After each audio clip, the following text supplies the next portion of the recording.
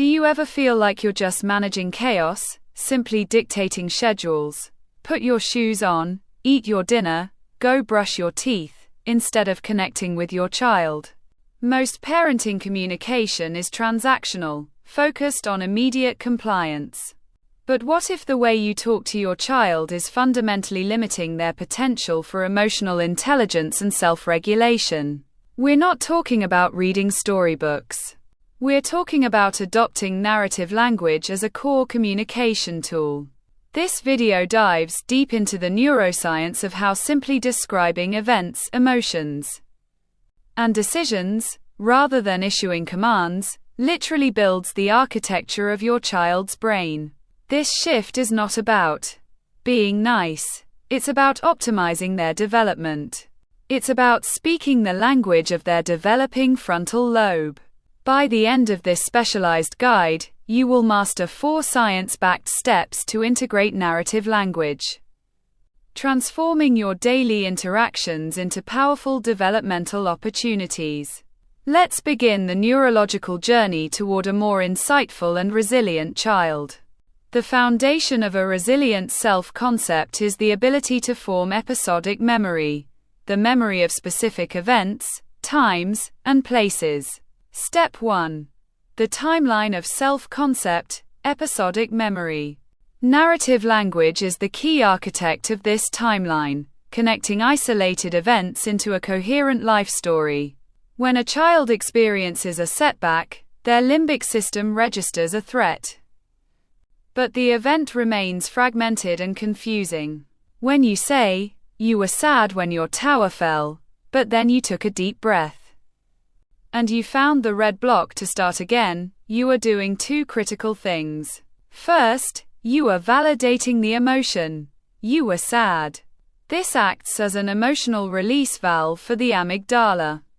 Second, you are establishing the sequence of events and the successful outcome. Took a deep breath. Started again. This structures the experience.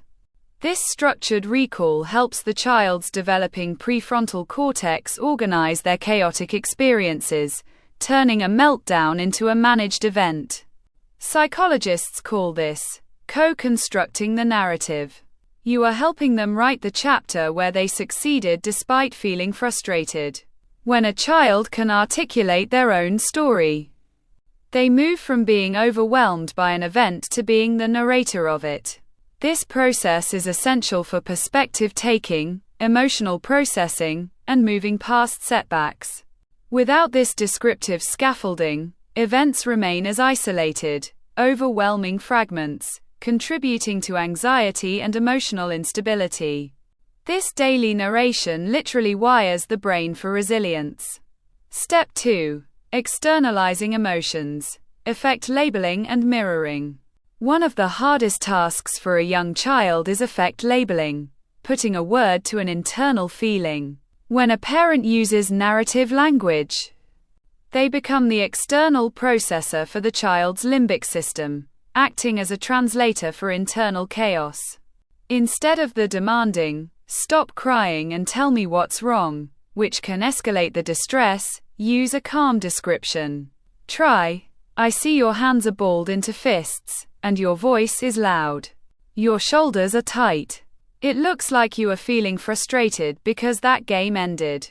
This descriptive, narrative approach is a form of mirroring. It connects the internal physical sensation, fists, loud voice, to an external, recognizable label, frustration. Research in affective neuroscience shows that simply naming an emotion significantly reduces the activity in the amygdala, the brain's fear and alarm center. This is called the labeling effect. By narrating the emotion, you teach the child that emotions are not scary states of chaos, but manageable pieces of information that can be analyzed. You are literally providing the language template for emotional intelligence. This repetitive, calm narration builds the neural pathways necessary for the child to eventually self-regulate and perform this labeling internally, without your help. Step 3. Cause and effect reasoning. They, because, bridge. Logical thinking and complex problem solving rely on understanding causality, that one event leads to another. Narrative language explicitly links actions to consequences, establishing a robust sense of personal agency and responsibility, which is the core of intrinsic motivation.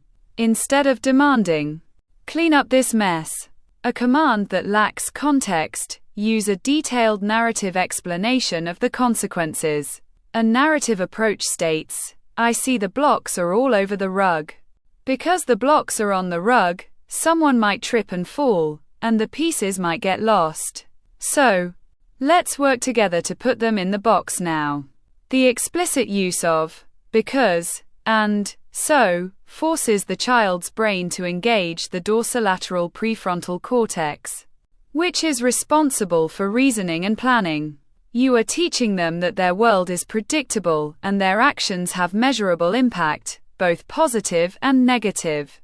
This is the neuro-linguistic bridge from simple obedience, where they follow rules blindly, to genuine moral understanding and self-directed action, where they internalize the reason for the rule.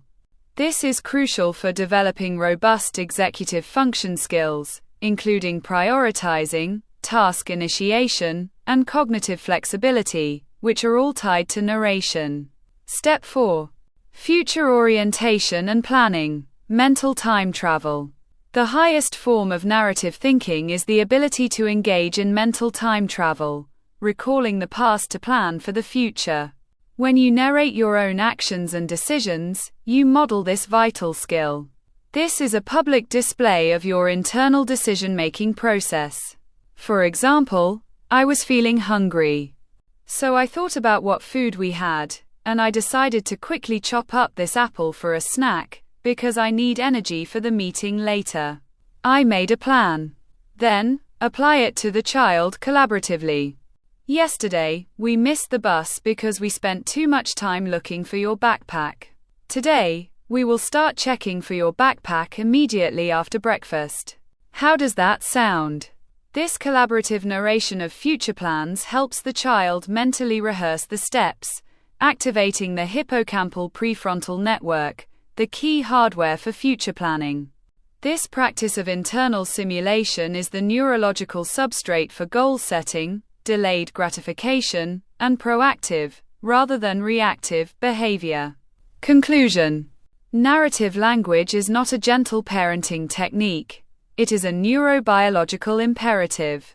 You are effectively serving as the external frontal lobe for your child, helping them bind together emotions, memory, and logic into a coherent and usable framework for navigating life. The consistent use of "what happened, how it made you feel," and "what we did next" transforms mundane daily tasks into repeated, positive developmental opportunities. This is the difference between raising a child who reacts emotionally and one who responds thoughtfully. You are giving them the gift of their own story, making them the author of their own self-concept and emotional destiny. You are not a bad parent. You're learning how to speak your child's emotional language. If you found these science-backed strategies helpful, give this video a like and subscribe for more practical, neuro-informed parenting strategies.